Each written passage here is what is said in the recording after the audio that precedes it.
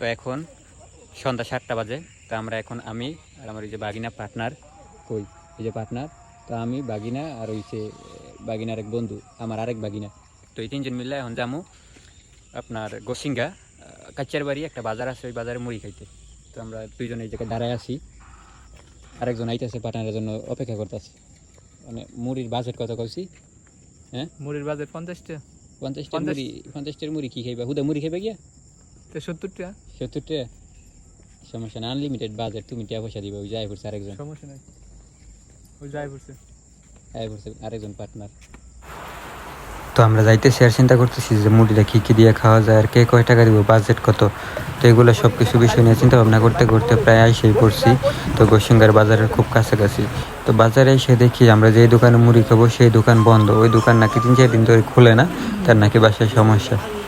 তো সাথে আরেকটা দোকান ছিল, সেই দোকান থেকে চিন্তা ভাবনা করলাম যেহেতু আসলাম 10-15 কিলো বাইক চালায়, তো এই দোকান থেকেই মুড়ি খেয়ে যাই, খালি হাতে তো আর ফেরত যাওয়া যায় না।